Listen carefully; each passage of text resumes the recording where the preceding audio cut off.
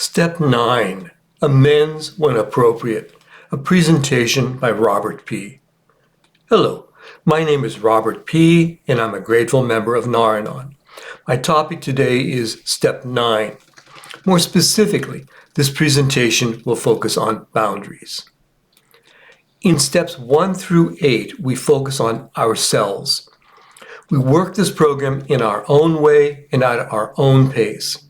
Nearly all the communication mentioned in this program is within our own mind, though we may use paper, computers, and other tools to communicate with ourself, and prayer and meditation to communicate with our higher power. We can work almost everything in step 1 through 8 in total secrecy, if that is what we choose. The only exception in the first 8 steps is when step 5 asks that we talk with one other person, a trusted person, a person we feel safe talking with. There is nothing in the first 8 steps that says we need to talk with our addicted loved one. For example, look at step 8. Made a list of all persons we had harmed, became willing to make amends to them all. Remember, all step 8 asks us to do is to make a list and become willing to address the issues we uncover. Step 8 does not ask us to go and do anything. Step 8 does not even ask us to talk with our sponsor, though that is a wise thing to do. Step 8 just says, make a list. Then we get to step 9. Made direct amends to such people wherever possible, except when to do so would injure them or others. Step 9 is the step that clearly asks us to talk with other people. For some of us, this might include the very people who created the chaos that drove us to seek Naranon. But let's not go there yet. Did you remember to put yourself on your step 8 list? Please remember to put yourself on your step 9 list. You belong in step 9 as one of the people to make amends to, and also as one of the people to avoid injuring. If step 8 feels like agreeing to jump out of an airplane, then step 9 reminds us to take a parachute. Also, though it might seem like it, steps 8 and 9 are not meant to be scary steps. If today you do not want to go out of your front door, then remember, there is nothing in steps 8 or 9 that says you must. There is nothing in step 9 that tells you to go beyond what you are ready to do. In my video about step 8, I described some of the step 9 amends that I made to others. In this video, I'm going to describe some of the step 9 amends I made to myself. I did not make those amends to others because doing so would have caused injury, either to someone else or to myself.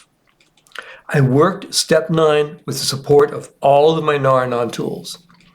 One of the most important of those tools is boundaries. Boundaries are like a door. You decide when you want to open it and when you want it closed. I have the right to decide who I want to talk with. I have the right to decide what type of conversations I will accept. I have the privilege of being able to talk with my sponsor. I have a community of fellow members willing to listen if I need. Thanks to the work I did in steps 2 and 3, I also have a renewed relationship with my higher power. I work step 9 as a spiritual step. I check in with my higher power as I go. For example, I ask myself if taking certain actions will improve my spiritual life. Cursing the people who hurt me might seem like a lot of fun at the time, but would doing so help me? Would venting my anger improve my relationship with my higher power? Or does a desire for revenge mean I have picked up an old character defect that I tried to shed back in steps 4 through 7?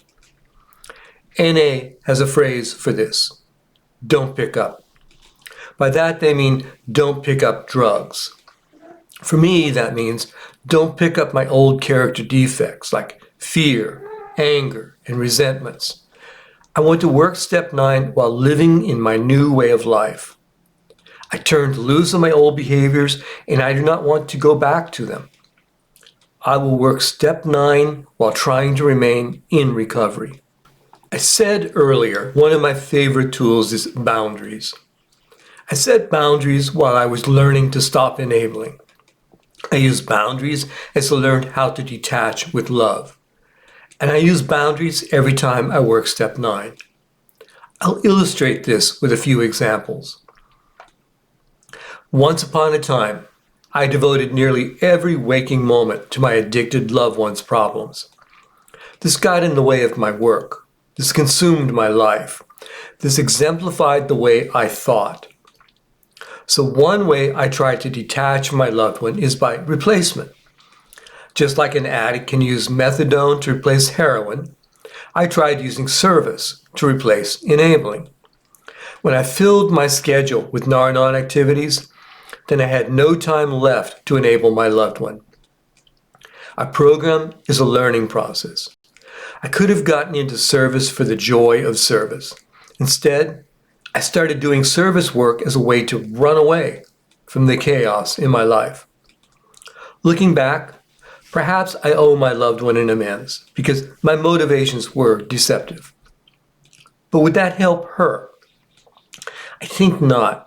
I've already made amends to her for my reactions.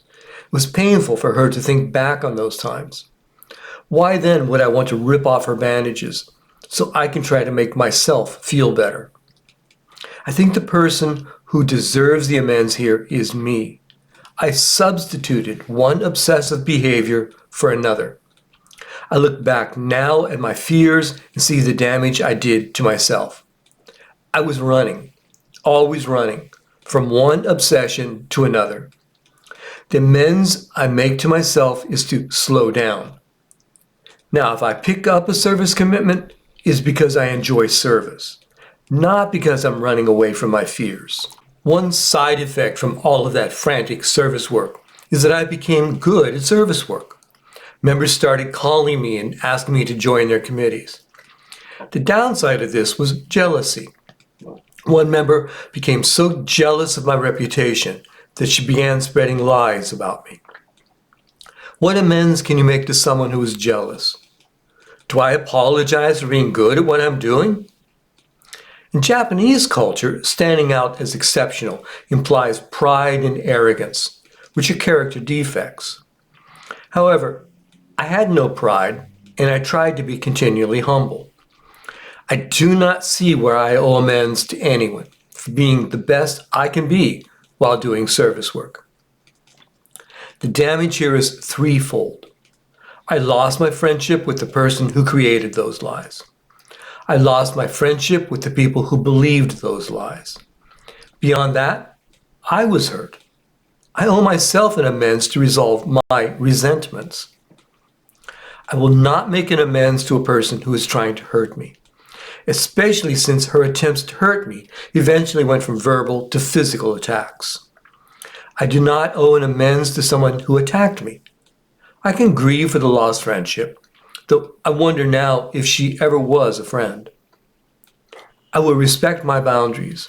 I will not put my life at risk by making contact with her. Now, what about all those friends who believed her lies? Do I owe them an amends? Well, being somewhat obsessive, I tried a few times. Because of those experiences, I was reminded, however, it is far easier to deceive with a lie than it is to convince with the truth. No, I do not owe amends to people who willingly believed those lies. I owe amends for the loss, a loss that occurred through no fault of my own. This program helped me change my behaviors. It also gave me tools to begin digging even further into my past. I dig slowly and carefully, like an archaeologist carefully uncovering an ancient artifact. I dig slowly so as to not cause damage. When I began exploring my past, I encountered a memory that helped clarify my learned behaviors. When I was 5 or 6 years old, my mother drove our car into another car. I have no idea who had the right-of-way. Complicated thoughts like right-of-way were beyond my ability at that age. Even so, my mother asked me to explain it to my father. She was afraid to tell my father. So she had me do it. She dumped parental responsibilities onto me. She asked me to be her parent. When I encountered this memory, I began to see the pattern. Her actions began years before this incident, continued throughout my youth, and on into my adulthood. This is where I began learning how to enable. I learned how to take responsibility for other people, and I was taught the skills required to anticipate what others might need. My mother taught me to devote my life to solving other people's problems. She never did learn how to be responsible for her own life. How could she? She'd never been taught how to do so by her own parents. Occasionally, I would talk with her about my memories. She'd always thank me for taking care of her. She never once thought it might have been inappropriate. And what would I have accomplished if I'd helped her see it otherwise? I cannot undo the past. I cannot change another person. All I could do is talk with her. That allowed me to express those memories, but I did so in such a way as to not cause harm. Why should I injure her for doing things the only way she knew how to do them? Harm can also be indirect. One relative put my life in jeopardy. He manipulated others so he could shift the blame for his actions to me. The end result was people pointing guns at me, though eventually the truth landed back in his own lap. I've chosen to not talk with him about those behaviors because what I tell him, he'll turn around and distort it and try to use it to hurt me again. His lies might then hurt other family members who currently have no idea how things unfolded in those times. If they did, they might feel guilty. Why should I hurt them? Which brings us to the topic of safety. I have a right to be safe. If my loved one is putting my life at risk, then I have a right to say no. If my loved one's addiction brings people around who threaten my safety, then I have a right to say no. With step 1, I admit I am powerless to change others. But nowhere in the steps do I ever claim to be helpless. I can set boundaries to protect myself. I can set boundaries to protect the innocent members of my family. This is the second part of step 9. I used steps 1 through 8 to change my behaviors. I can now use step 9 to practice those changed behaviors. I can use my renewed relationship with my higher power to release my anger, fears, frustrations, and resentments. I can do so in such ways as to not injure others, not even myself. Safety should be considered with every step. Step 1, I admitted I was powerless, and yet I lived in a situation where people used guns. It took time for me to realize this was actually happening. It took time for me to plan how to move away from the people with guns. Step 2, admit I am not a higher power for anyone. It took time for me to process those memories about my childhood and time to decide how to work through those memories without hurting my family. Step 3, I turn it over to God. I cannot change anyone. Even the truth cannot change those who believe lies. I will let God sort it all out. Step 4. In step 4, I learned to look at my part in each situation. In steps 5, 6, and 7, I began changing my behaviors. For people who are still in denial, changing my behaviors might be the only amends I can make, without judging them and without hurting them. In step 8, I made my amends list. That list describes situations. With prayer and meditation and conversation with my sponsor, I sorted that list. In step 9, I made the easy amends first. I made amends to people where I was in the wrong and I believed they were sane enough to talk with. In step 9, I made amends to myself for those situations where my sponsor and I agreed the best amends is to change my reactions. People can be cruel. I do not need to take it personally. I do not need to take responsibility for their thinking. More importantly, I do not make amends when there could be injury. It took time for me to understand step 9. In many ways, I was using my character defects to try to amend for my character defects. For example, I had expectations. I thought that if I apologized for an argument years before, a friendship could be restored. That was unrealistic. That one argument was just the tip of the iceberg. There had been frictions for a long time before I decided to walk away and detach. I also looked at amends as a way to control others. Deep down, I hoped my amends would make the other person realize the guilt I attributed to them. But why should they? I was trying to change my life. My old friends had no interest in changing their lives. What the amends do is release my inner turmoil. The amends are designed to help me lay past conflicts to rest. Amends are not a tool for manipulating others. With very few exceptions, none of my relationships changed because of my amends. There were, however, a few exceptions. The most important of those exceptions being the relationship between myself and my higher power. Nine is a spiritual program. In step 3, I began rebuilding a damaged relationship with my higher power. But when I did step 4, I ignored higher power. Later, I changed my thoughts and actions towards higher power. I built a new relationship, different from the relationship I previously had with the God I inherited from my childhood. Still, I did not make an amends to my higher power. After all, this higher power is all-knowing and all-loving. Then that God should be strong enough to deal with my past reactions. But that is not why we do amends. We do amends to acknowledge the change in our thinking. We do amends to demonstrate our commitment to a new way of living. I'll now close with the serenity prayer.